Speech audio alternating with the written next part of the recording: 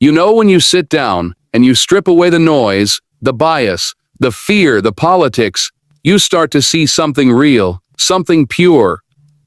That's what this Israeli scholar was talking about. He said, and you better listen closely. He said the purity of Islam's monotheism, the logic of it, the clarity of it, stands like a mountain when everything else crumbles like sand. Now let me tell you something. He wasn't speaking from emotion. He wasn't trying to win favors. He was speaking from a place where truth doesn't need to be dressed up. It's just true. Think about it. Islam says God is one. One without partners. One without images. One without limits. Not born, doesn't give birth, doesn't get tired, doesn't sleep, doesn't need anything from anyone. That's not complicated.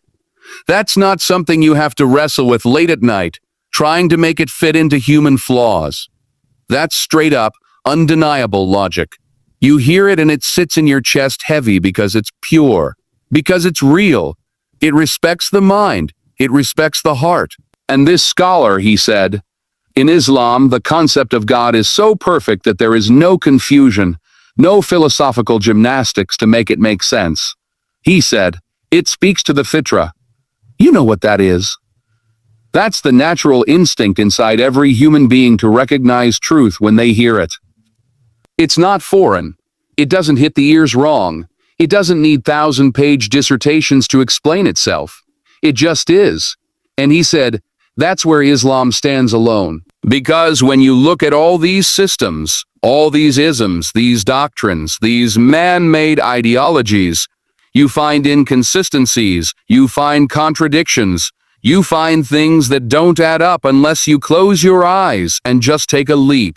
But with Islam, he said, you find a consistency so tight, so firm that even when you come with doubt, you leave with understanding. You come with questions, you leave with peace. He talked about the Shahada, the testimony of faith, just 2 simple lines. And he said, how can something so small, so humble, carry so much weight? Because when you say it, you're aligning yourself with a truth bigger than your name, bigger than your nationality, bigger than your past mistakes. That's not man-made. That's not politics. That's not somebody's personal opinion. That's recognizing the one and only, the way it was always meant to be recognized. No confusion, no middlemen, no statues, no bloodlines, just one creator and the ones he created. And when you hear this Israeli scholar, you realize he wasn't trying to convert anybody. He wasn't even trying to impress anybody. He was bearing witness. That's the power of truth when it stands in front of you. You either see it or you deny it. But it doesn't bend for you. It doesn't beg you. It doesn't beg you. It just waits for you to catch up. At the end of the day, truth is like the sun. You can close your eyes. You can hide in a cave. You can turn your back. But it's still shining right where it's always been. You know, when you step back from the noise, when you really step back and you look at history with honest eyes, not colored by your own pride or by what you were taught to believe, you start to see something undeniable. Islam didn't just show up one day out of nowhere. It didn't pop out of the desert with some brand new story. No, sir. Islam is the continuation. It's the confirmation. It's the thread that ties everything together from the very beginning until now. That's what this Israeli scholar pointed out. And when you hear it, you realize he wasn't making a point. He was exposing a fact. From Adam to Noah, to Abraham, to Moses, to Jesus, peace be upon them all. The message has been one and the same.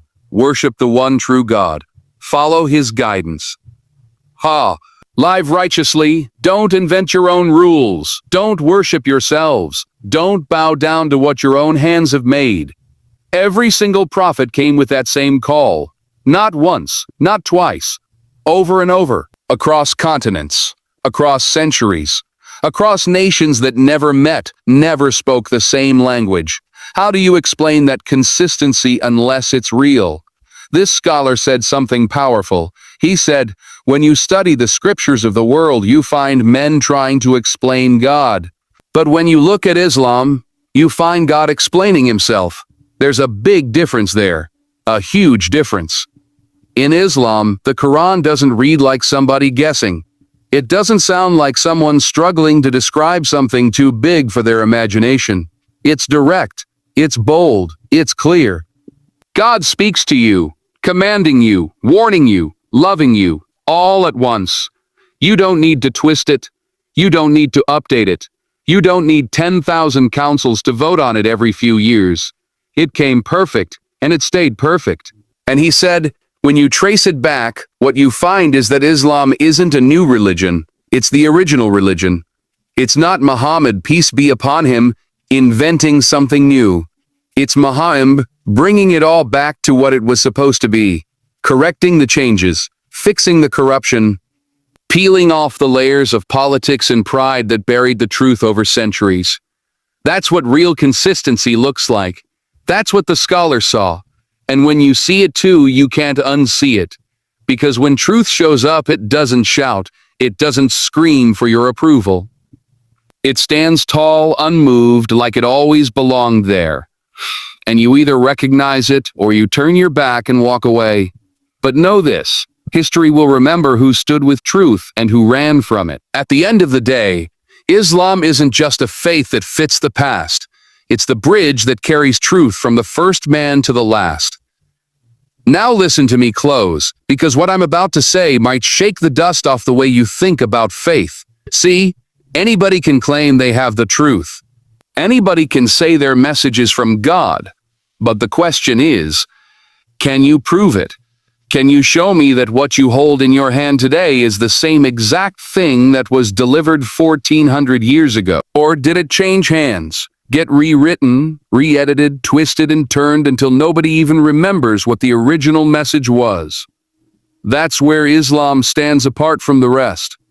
And that's what this Israeli scholar couldn't deny. He said, when you look at the Quran, not with hatred, not with prejudice, but with fairness, you see something that's never happened with any other scripture in human history. You see a book that has been preserved word for word, letter for letter, sound for sound, from the moment it was revealed till this very second. Not one sentence added, not one letter missing, not one secret committee meeting to decide what stays and what gets cut out. It came down perfect, and it stayed perfect. And that's not just a feeling. That's fact. That's historical record. He said, you can go to the mountains of Morocco, the deserts of Arabia, the jungles of Indonesia, and you will find people, millions of them, who have memorized this book cover to cover, word for word, page for page. From a time before printing presses, from a time before mass communication, ask yourself, how could that happen?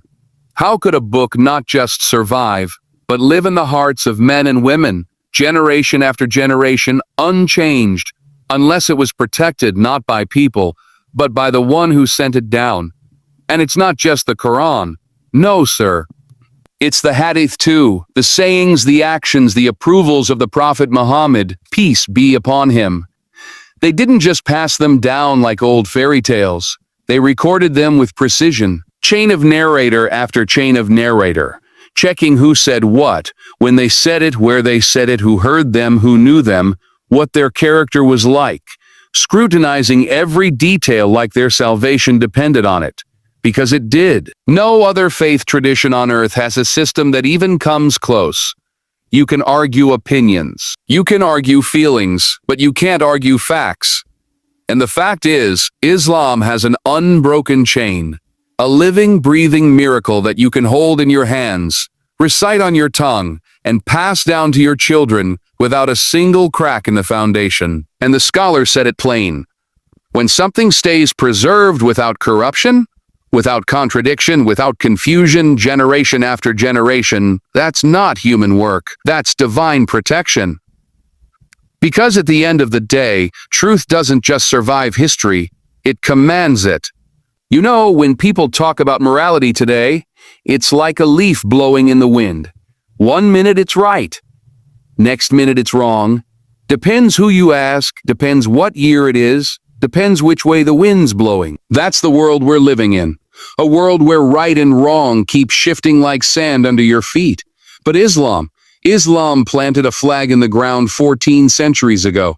Right was right then, and it's right now. Wrong was wrong then, and it's wrong now. That's not by accident. That's not from men sitting around making up rules. That's from the one who made right and wrong in the first place. This Israeli scholar said it so clearly, it could knock the breath out your lungs. He said, Islam doesn't chase society's morality, it defines it. It doesn't wait for kings or presidents or popular opinion to tell you how to behave. It laid it down once and for all. Justice for the rich, justice for the poor, mercy for the weak, accountability for the strong. Doesn't matter your tribe, doesn't matter your skin, doesn't matter your money. You stand before truth naked? No excuses, no privileges. You see, in Islam, justice isn't a slogan. It's a sacred trust. It's not about taking sides with your people against others. It's about standing on what's right even if it's against yourself. Even if it costs you. Even if it hurts. Even if it hurts. That's real morality. That's real justice. And when you read the Quran, you feel it. It hits you in the gut because it's not soft. It's not watered down. It's not negotiated. It calls you to something higher. Calls you to something bigger than your own desire. The scholar said, Islamic law wasn't designed to please kings. It wasn't built to make life easy for the powerful. It was revealed to protect the orphan, the widow, the stranger, the slave, the weak. Imagine that. A system where the first thought isn't how can I protect the throne? It's how can I protect the ones with no throne, no money, no voice. And this isn't just ancient history either. Wherever real Islam showed up, you saw civilization rise out of ignorance. You saw hospitals built when the world didn't even know what healthcare was. You saw women's rights when other cultures treated women like property. You saw treaties and justice systems and laws protecting the rights of non-Muslims under Muslim rule. And you ask yourself, where did that spirit come from? Not from man. Man is selfish. Man is tribal. Man is greedy. No, that spirit came from revelation, straight from the source. Because at the end of the day, when man makes the rules, the strong eat the weak. But when God makes the rules, even the weakest have a seat at the table. You ever meet somebody who's got all the answers, but their soul's still restless? You ever see that? Maybe they got degrees on the wall. They can quote a dozen philosophers. They know a little bit about everything. But when you look in their eyes, there's no peace there. No anchor. Just noise. Just confusion wrapped up in fancy words. That's the world today. A world full of information, but starving for truth. Dying of thirst right next to an ocean. And then you meet Islam, and suddenly you realize something you didn't even know you were searching for. See, Islam doesn't ask you to throw your mind in the trash. It doesn't tell you to stop thinking. It invites you to think deeper, stronger, clearer. It tells you, look at the signs in the heavens, in the earth, in yourself. It says, reflect, ponder, ask. Because truth doesn't fear questions, truth welcomes them. That's what this Israeli scholar said. He said, when I studied Islam, I didn't find blind faith. I found a faith that welcomed my mind, my logic, my reason. He said, I found a faith that didn't just want me to believe, it wanted me to understand. And when you hear that, you realize, Islam isn't a prison for the mind. It's freedom. Real freedom. Not the freedom to drown in confusion, the freedom to stand on certainty. And it doesn't stop there. Because the heart, the soul, it's hungry too. You can fill your head with facts, but if your heart's empty, you're still lost. Islam speaks to that hunger too. It tells you why you were created. It tells you why you suffer, why you love, why you lose. It connects your pain to your purpose. It gives meaning to the moments nobody else can explain. When you bury a loved one, when you sit alone in the dark, when you wonder what it all means, Islam is right there whispering, this life is a test, and the next life, that's the real home. That's the real home. See, Islam isn't just a philosophy. It's not a bunch of quotes to sound smart at dinner parties.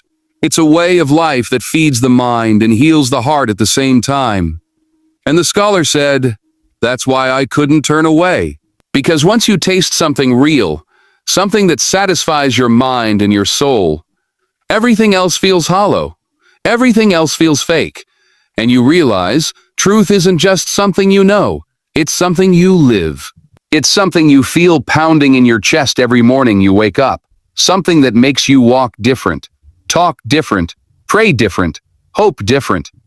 Because at the end of the day, the mind might search for answers, but the soul knows when it's finally home. You know, there's something about a journey that changes you. It's one thing to talk about truth. It's one thing to read about it, hear about it from others. But it's another thing entirely to go looking for it with everything you've got. That's when you really find out what you believe. That's when you start to understand what's real and what's not. This Israeli scholar didn't just study Islam like a man reading a book in a library. No, he didn't do that. He went on a journey, a real journey, a search, a quest. And let me tell you, that kind of journey isn't comfortable. It doesn't always feel good. It challenges your whole foundation. It makes you question everything you thought you knew about yourself. It humbles you. It humbles you in a way that nothing else can. But that's the kind of honesty you need when you're searching for the truth. That's the kind of humility you need when you stand in front of the Creator and ask, "Show me the way," he said. I looked everywhere. I studied every philosophy. I read the scriptures of every faith. I questioned every belief. He didn't go looking for something easy. He went looking for something real. Something that didn't just make him feel good for a moment, but something that would last. Something that would stand in the face of the storms and the struggles of life. And when he found Islam, he didn't just find a religion.